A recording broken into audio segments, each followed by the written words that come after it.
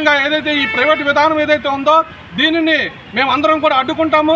అవసరమైతే ప్రతిపక్ష నాయకుడు జగన్మోహన్ రెడ్డి గారు సపోర్ట్ కూడా తీసుకొని దీన్ని ఒక ప్రజా ఉద్యమంగా తీసుకొని వెళ్ళి అప్పుడు మరి చూశారు కదా విశాఖపట్నంలోని కాకినాడ జిల్లాలో నర్సీపట్నం మరి జగన్మోహన్ రెడ్డి గారు వచ్చేటప్పుడు వర్షంలో కూడా ఎంత జనాలు తండోపతండాలుగా వచ్చి ఈ ప్రైవేటైజేషన్ని మెడికల్ కాలేజ్ ప్రైవేటైజేషన్ని మరి ప్రతిపక్ష నాయకుడు అడ్డుకుంటే ప్రజలు బ్రహ్మరథం పెట్టారు. అదే సపోర్టు మరి జోవల్దేని ఫిషింగ్ హార్బర్ కూడా జగన్మోహన్ రెడ్డి గారిని రప్పిస్తాము. ఈ ప్రభుత్వము మమ్మల్ని మత్స్యకారులు నిర్లక్ష్యం చేసేటువంటి తీసుకున్నటువంటి చర్యలను కూడా ఖచ్చితంగా మేము ప్రజాక్షేత్రంలోని ప్రతిపక్ష నాయకుడు జగన్మోహన్ రెడ్డి గారి ద్వారా ఎదుర్కొంటామని చెప్పి ఈ సందర్భంగా తెలియజేస్తా ఉన్నాను. ఒక పక్క చూస్తే ఆయిల్ సబ్సిడీ కార్డులు పనిచేయట్లేదు. పనిచేయక ఒక్కొక్క బోట్ యజమాని 27,000 రూపాయలు నష్టపోతూ ఉన్నారు. గత నెలలో కూడా విశాఖపట్నం కలెక్టరేట్కి రావటము మరి అర్జీని కూడా ఇవ్వడం జరిగింది, కానీ ఇంతవరకు కూడా సమస్య పరిష్కారం చేయలేదు.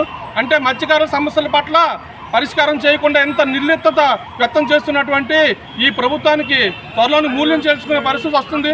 మాకు ఈ ప్రభుత్వం పైన యుద్ధం ప్రకటించాల్సిన అవసరం లేదు. మత్స్యకారులుగా బతకనివ్వండి. మత్స్యకారులకు ఉన్నది సముద్రం మాత్రమే. ఈ సముద్రం మత్స్యకారుల తాలూకు సొంతం. దీన్ని మత్స్యకారులు చేపల వేట చేసుకుని బతుకుతారు. కాబట్టి మా పొట్టను కొట్టొద్దని చెప్పి ఈ రాష్ట్ర ప్రభుత్వాన్ని కోరుతా ఉన్నాం.